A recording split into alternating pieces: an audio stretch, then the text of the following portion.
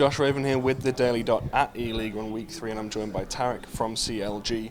Off the back of a slightly unsuccessful day, perhaps. We'll talk about the first series. You guys got a 1-1 tie against SK Gaming. Talking about map 1, it was a little bit of a blowout there on Nuke. Can you explain what kind of happened there for you guys?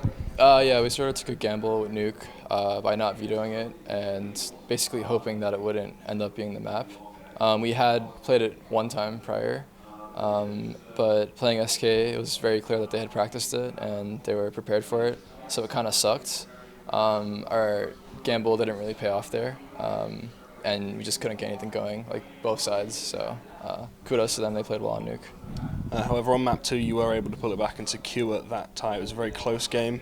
Now we kind of look to see what do you think about Peter's performance playing with the team. Obviously, it's kind of a stand-in situation, needed a player. What do you think of his performance in the game? You're talking about map 2 or just in general? Map 2 and in general. Well, I think Peter has been playing well. He's playing a support role more, so he's like doing more nades and like doing more holding the bomb and stuff like that. So it's hard to frag when you're in that role, but I think it helps enable the rest of our players. So I think Peter's role is pretty crucial. I think he's playing well. He could definitely do better. He just got to get back in his form. As far as map 2, James was playing really well the first half. He's like just destroying them at B, and he was like 18-1 at one point, I think. So we won that half 12-3. I think I had like 4 kills, and we were just getting carried by James and Color. Like both of them were just bash bros. Like they're destroying at B. And then second half was sort of rough, but we managed to come back. It was 14-14. They brought it back all the way 14-14, and then we won the last 2 rounds, thank God. It was a struggle on T side. Some close rounds there that we should have had, but I'm happy we closed it out in the end.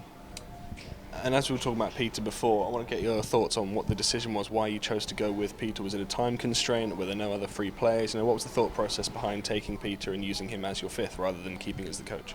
Yeah, we had like options for our new 5th, but they sort of fell through. And then there wasn't much time to get anyone else because all the rosters were getting locked for the major and ELeague.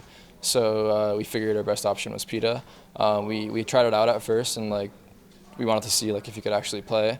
So we had like a little trial period, and then basically like he was all we had at this point. So we decided to bring him in and sort of play that support and game leader role.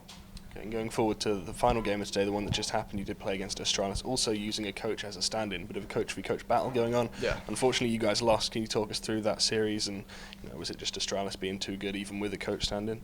Yeah, I mean, Astralis is like that team we've always struggled against. They're really good. They have a lot of individual skill, and on top of that, their teamwork is like hard to beat. And it's actually, I don't think we've beat them ever, so it's like sort of in the back of your head, God, we haven't beat these guys once, but we just couldn't get anything going either map. I don't even know if we want any pistols now that I think about it. And pistols are usually big for us. Like usually we go off that momentum, and then if we don't win pistols, it's just like sort of a downhill slope. But yeah, Astralis is just on another tier, I guess. And going into tomorrow, it kind of seems like you, NRG, and SK are going to be fighting for 2nd, 3rd, and 4th place behind Astralis, who are obviously doing very well at the moment. How do you think you're going to match up? I think tomorrow you play against NRG, right? Yeah, NRG will be interesting as well because they have that new roster. I'm not sure what to expect. Tapson seems to be fitting in pretty well. Same with Fugly. Seems like they're both like they're both playing well with that team. I guess we have that advantage where we've been playing longer, and maybe they're still in a transition phase, so we can maybe like catch them off guard. But I think we could definitely like 2-0 NRG. That's the plan at least. We want to get that 2nd seed to avoid playing Astralis. But yeah. Do you think that's going to be vital then, avoiding Astralis in the semi-finals if you want to have a chance of making it through to that TV final? And if you had to choose between perhaps NRG and SK, which one of them would you rather face in the semis? Yeah, it's definitely going to be really important avoiding Astralis. That's the main goal, honestly, just getting 2nd place or, like avoiding them and making sure we don't play them. As far as between SK and NRG, I don't really know what to expect from NRG because they have that new roster. So I haven't played that new roster yet either. I've seen them play their matches, and they seem like they have like decent amount of stuff going on. Like they know what they're doing. So it's kind of hard to say who I'd rather play. I want to say I'd rather play SK because we've played them a lot in the past before, and I feel like we do good against them in general. So I want to say SK mainly because I don't know how NRG would play against us.